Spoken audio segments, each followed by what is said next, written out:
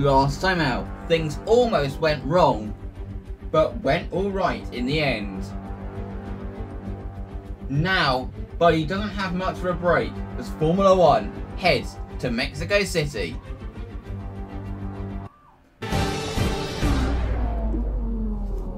So, it was now time for round 19, and it has been a very interesting season for Buddy. He's scored in every race bar one, and the big question was, could he continue that momentum on a track which he has historically gone well round? It's this sort of stop-start circuit that Buddy seems to be really faster, and that showed in the practice sessions.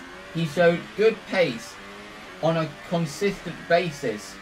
However, qualifying, he could not string his lap together and failed to make Q3 once again.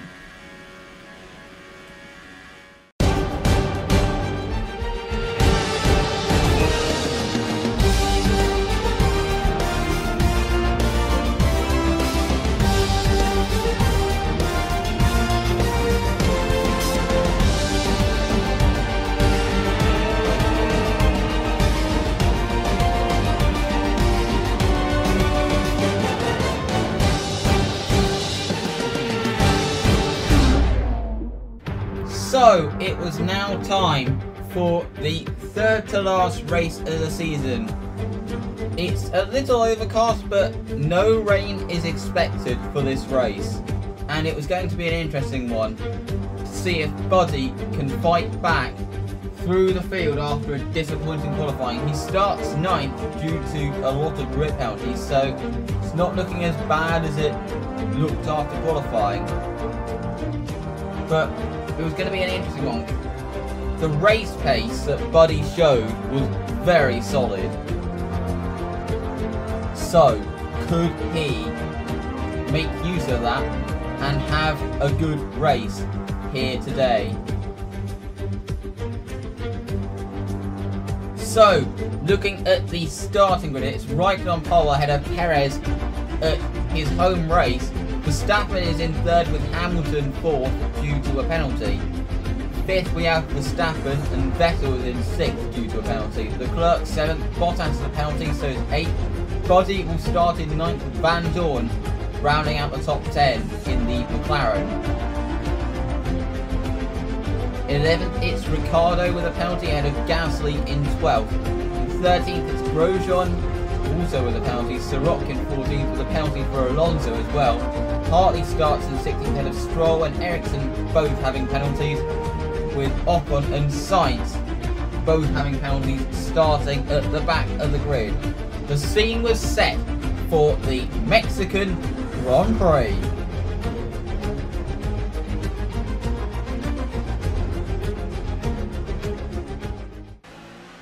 So, as you can see, he is rounding the stadium section and about to line up on the grid.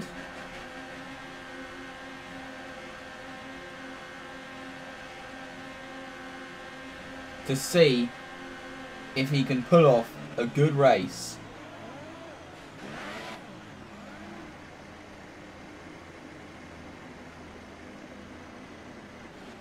So, he lines up in his box.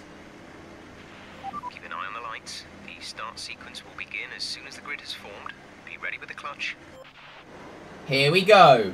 We have the lights in Mexico. Lights out, away we go. Buddy gets a good launch. He's a lot better with starts now. But as you can see, Van Dorn has gone absolutely lightning launch. But Buddy has found himself a bit of space, so he can actually brake a little bit later, going into the first corner. He's round the outside of Bottas, going to try it down the inside of Leclerc and Magnussen. Or that was Verstappen, I believe, but he can't quite manage. In fact, it was actually Vettel who was on the outside. But Leclerc managed to defend that position, but he is up to 7th, his Buddy. So, a good start from Buddy. he managed to fend off Van Dorn and get round the outside of Bottas and Vettel. So it was probably one of his best starts. It was vital he had a good launch, but as you can see, he's got Vettel right behind, and there's not really much he can do to fend him off. So heading into the first corner, Vettel has the inside, but Buddy actually holds it round the outside, but there's contact, and Vettel has spun it. That serves him right. That was ridiculous driving. Now, as you can see, he is right behind Magnussen and Leclerc, heading into the stadium section. Leclerc locks up and they get a little bit close, and Buddy says, "Thank you very much, I'm taking that place." So Buddy is up to 5th. He's making up ground and making use of quite solid pace that Renault has in race trim around this circuit.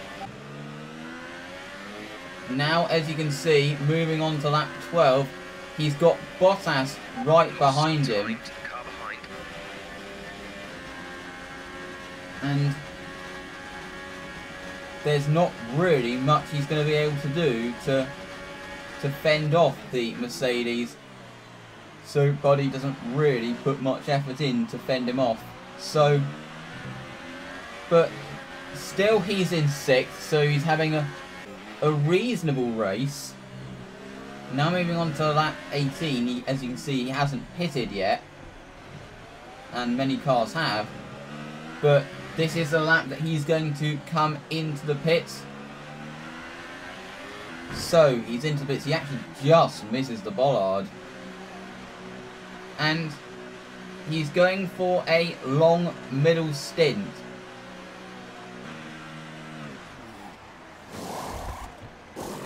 By putting on the super soft tyres. He's hoping that a long middle stint will allow him to use the hyper softs at the end and enable him to have the pace. But as you can see, he's got Leclerc right behind on pit exit. He's got the inside line heading into the first corner. He brakes very late and almost runs off the track. But he has managed to keep that position for the moment though, as Leclerc has got the run heading down towards turn 4. He's going to try it up the inside, but Buddy's going to hold it around the outside. He's got the inside line here. There's almost contact. This is great battling down the inside, and he has maintained that position. So, really good defending there from Buddy. But as you can see, he is beginning to struggle on super softs compared to ultra softs and hyper softs, and he's not able to do much against Ocon. Guys, I'm not sure if we made the right decision going to the super soft. Surely we should have gone to ultra soft. I think I could have made them last. I don't know, but it's too late now. All we can do is make the best of this situation. Keep your head, Buddy. Come on, you can get a good result here. He was beginning to really struggle on these tyres. As you can see, now moving on to lap 55, he's into the pits for his final scheduled stop, changing to the hyper softs.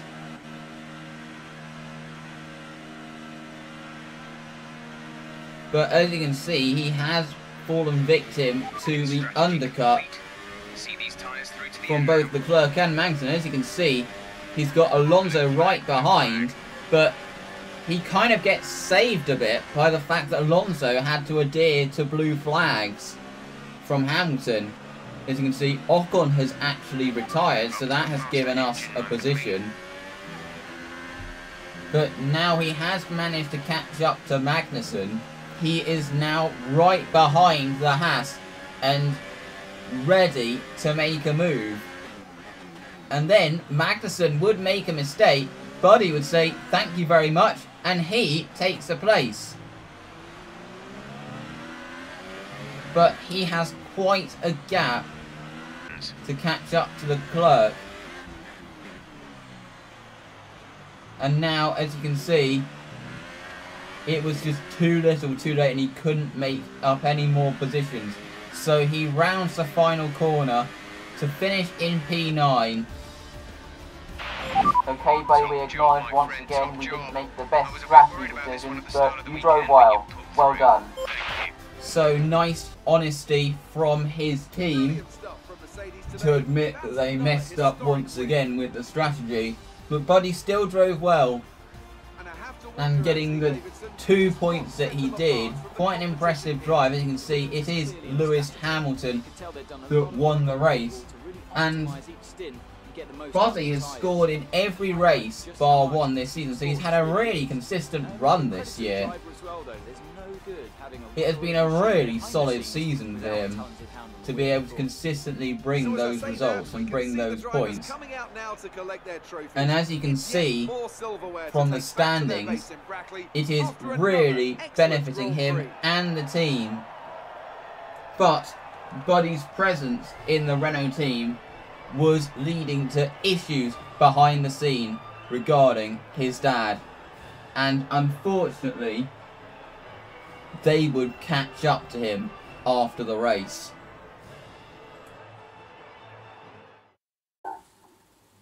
Oh, hello. Hi, buddy. We need to chat. I Okay. assume you've seen the article about your dad's false allegations. Yep, got it on screen right now. As you know, this is not the first time he has done this. We cannot keep having our image damaged by this lunatic. I can't help it if he's so obsessed with IndyCar and he I'm can't support sorry me. that this has gone on long enough. I know you can do nothing about it, but Please this stop. is one of those things. I'm really sorry.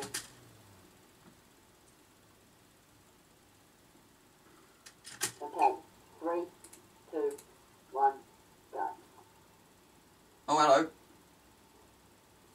Hi, buddy. We need to chat. I assume you've seen the article about your dad's false allegations. Yep, got it on my screen right now. As you know, this is not the first time he has done this. We cannot keep having our image damaged by this lunatic. But I can't help it if he keeps doing it.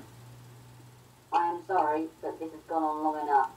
I know you can do nothing about it, but this is one of those things. Please, no. I'm really sorry, but we're going to have to let you go at the end of the season. What? Just because some guy keeps being a prick and I cannot continue my dream? That's There's so nothing unfair. wrong. We've had to do this. Who knows what else he could say? We cannot field a driver if it's going to result in this bad publicity that we are receiving. Remember, we are a company at the end of the day. You see, buddy, I know IndyCar's not your first career choice, but considering the circumstances, it may be the best option for you. But F1's been my dream since I was young and I have so much more to prove. I had a great season. I can't stop now and I really do not want to have to drive for his team. A lot of people work hard for their dreams, but sometimes certain circumstances mean it's not meant for anyone. And you have been better off than many others. You have 2 and a bit seasons under your belt. A lot of drivers really want to race here but cannot even make it here because of money and other circumstances. So don't leave feeling that you haven't had a career. And winning the Indy 500, that would be a big deal. And I want to say this, you have been an incredible asset to us and we really did not want to do this. Now go and finish on a high. God, I swear to God, if I'm not found a seat by the end of Abu Dhabi, there's going to be nasty stuff.